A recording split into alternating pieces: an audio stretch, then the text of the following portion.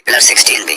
इसे नासा ने 15 सितंबर 2011 को डिस्कवर किया था और इसी प्लैनेट का कुरान की सूरह अल मारिज में जिक्र है। तो मुझे तमाम मशरिकों और तमाम मगरिबों के रब की कसम, बेशक हम जरूर कादिर हैं। कुरान में सूरज से रिलेटेड ये इन्फॉर्मेशन बहुत कमाल की है। सूरज में 92% हाइड्रोजन और 8% हीलियम होता है। पीरियोडिक टेबल में हाइड्रोजन का सिंबल H है, जो अरबी में हाँ बनता है। कुरान में एक सूरत है जिसका नाम है सूरा अल शम्स। इस सूरा के नाम में शम्स का मतलब भी सूरज है। इस पूरी सूरा में 15 आयतें हैं और हर आयत हाँ लफ्ज पर खत्म होती है। यह कुरान की वाहिद ऐसी सूरा है जिसकी हर आयत हाँ लफ्ज पर खत्म होती है। ये सूरा कुरान की 91 सूरा है और आप हैरान होंगे कि सूरज भी यूनिवर्स के बनने के 91 मिलियन ईयर्स बाद ही बना था और जमीन और सूरज के दरमियान का कम तरीन फासला भी 91.4 मिलियन माइल्स है, जो कि इस सूरा का नंबर है।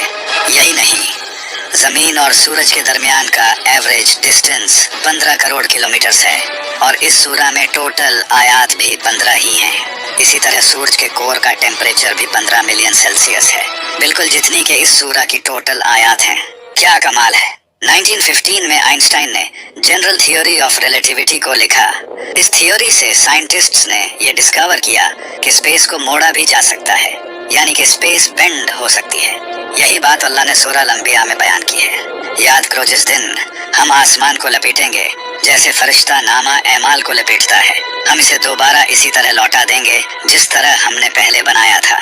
ये हमारे ऊपर एक वादा है, बेशक हम जरूर ये करने वाले हैं। 2006 तक इंसानों का यही मानना था कि इंसान के बाल सफेद सिर्फ बुढ़ापे में ही जाकर होते हैं, लेकिन कुरान ने 1400 साल पहले ही बता दिया था कि इंसान के बाल शौक की वजह से भी सफेद हो सकते हैं। फिर अगर तुम कुफ्र करोगे तो उस दिन से कैसे बचोगे जो बच्चों को बूढ़ा कर देगा। इसके अलावा ये सीक्रेट भी कमाल का है।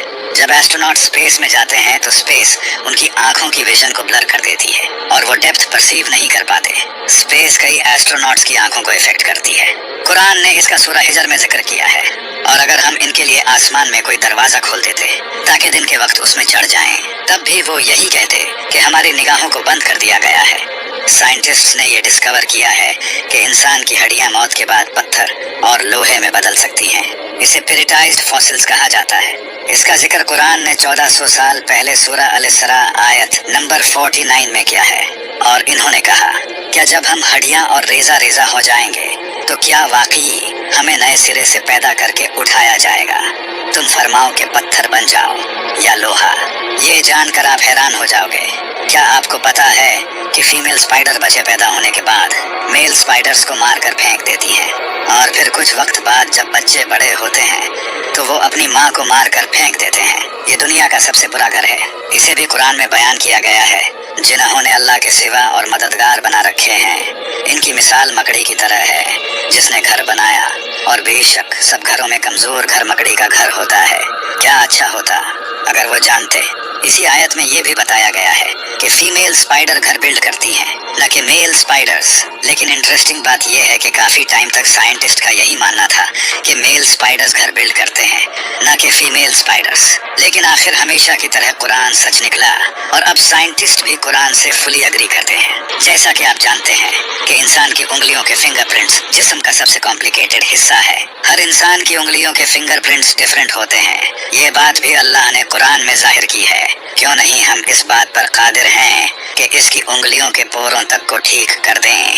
हम जो लोहा इस्तेमाल करते हैं ये दरअसल स्पेस से आया है। आज से हजारों साल पहले लोहा मिटियोर के जरिए जमीन पर आया था, जो एक साइंटिफिक फैक्ट है। और ये बात कुरान ने 1400 साल पहले ही जाहिर कर दी थी। और हमने लोहा उतारा, इसमें सख्त लड़ाई का सामान है और लोगों के लिए फायदे हैं। इसी तरह अल्लाह ने सूरह अल-अनम में बयान किया है। और जिसे अल्लाह हिदायत देना चाहता है तो उसका सीना इस्लाम के लिए खोल देता है, और जिसे गुमराह करना चाहता है उसका सीना तंग, बहुत ही तंग कर देता है, गोया कि वो जबरदस्ती आसमान पर चढ़ रहा है। इसी तरह अल्लाह ईमान न लाने वालों पर अजाब मुसलत कर देता है। इस आयत पर गौर करो। यहाँ लिखा है इसका सीना तंग, बहुत ही तंग कर देता है। گویا کہ وہ زبردستی آسمان پر چڑھ رہا ہے۔ 1400 سال پہلے یہ کس کو پتا تھا کہ جب انسان آسمان پر چڑھتا ہے تو آکسیجن کم ہونے کی وجہ سے اس کا سینہ ٹائٹ ہو جاتا ہے۔ کیا آپ کو پتا ہے کہ سمندر کی کور تک سن لائٹ نہیں پہنچتی؟ سن لائٹ سمندر میں 200 میٹر تک ہی پہنچ سکتی ہے۔ لیکن اگر یہ سچ ہے تو پھر سمندر کے ڈیپ میں جو جانور ہیں وہ آخر کیسے زندہ رہتے ہیں؟ اس کے بارے میں قرآن میں اللہ کا فرمان ہے کہ اللہ سمندر میں وہاں بھی روشنی دیتا ہے جہاں انسان اپنا ہاتھ تک نہیں دیکھ سکتا۔ سائنس نے یہ ڈسکور کیا ہے کہ سمندر کے ڈیپ میں ایسے آرگنزمز ہوتے ہیں جو لائٹ پروڈیوس کرتے ہیں، انہیں بایولومینسنٹ کہا جاتا ہے۔ ہم جو پانی استعمال کرتے ہیں یہ اس دنیا کا پانی نہیں ہے۔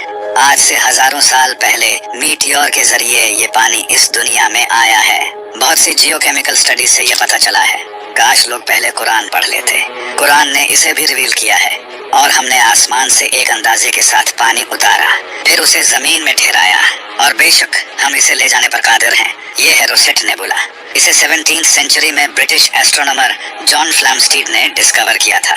یہ نیبولا بھی اللہ نے قرآن میں ظاہر کیا ہے۔ پھر جب آسمان پھٹ جائے گا تو گلاب کے پھول جیسا سرخ ہو جائے گا جیسے سرخ چمڑا۔ انسانوں اور جانوروں کے جسم میں کروموسومز کی تعداد بھی اللہ نے قرآن میں بتائی ہے۔ قرآن کی سورہ زلزلہ میں لفظ انسان سے پہلے 46 لیٹرز آتے ہیں۔ آپ جان کر حیران ہو جاؤ گے، انسانی جسم میں کروموسومز بھی 46 ہی ہوتے ہیں۔ اسی طرح اس سورہ میں لفظ بندر سے پہلے 48 لیٹرز آتے ہیں۔ بندر کے جسم میں کروموسومز بھی 48 ہوتے ہیں۔ اس سورہ میں لفظ شہد کی مکھی سے پہلے 16 لیٹرز آتے ہیں۔ شہد کی مکھی کے جسم میں کروموسومز بھی 16 ہی ہوتے ہیں۔ اس سورہ میں لفظ گھوڑے سے پہلے 64 لیٹرز آتے ہیں۔ گھوڑے کے جسم میں کروموسومز بھی 64 ہوتے ہیں۔ اس سورہ میں لفظ اونٹ سے پہلے 74 لیٹرز آتے ہیں۔ اونٹ کے جسم میں کروموسومز بھی 74 ہوتے ہیں۔ اللہ نے قرآن میں فرمایا ہے، بے شک آسمانوں اور زمین کی پیدائش اور رات اور دن کی باہم تبدیلی میں عقل مندوں کے لیے نشانیاں ہیں۔ دنیا میں کوئی ایسی کتاب نہیں جس کے ہر سینٹنس میں اتنے راز چھپے ہوں۔ آج سے 1400 سال پہلے کسی انسان کے لیے ایسی کتاب لکھنا تو امپاسبل تھا۔ تب تو انسان کے پاس کوئی خاص ٹیکنالوجی بھی نہیں تھی۔ یہ سب وہی بتا سکتا ہے جس نے یہ سب بنایا ہو، اور بے شک یہ کتاب میرے رب کی طرف سے اتاری گئی ہے۔ ابھی تو آپ نے قرآن کے پیٹرن کو نہیں جانا۔ قرآن کا پیٹرن اتنا کمال کا ہے کہ یہ آپ کے ہوش اڑا دے گا۔ اس کے بارے میں ہم اگلی ویڈیو میں ڈیٹیل میں بات کریں گے۔ So subscribe now.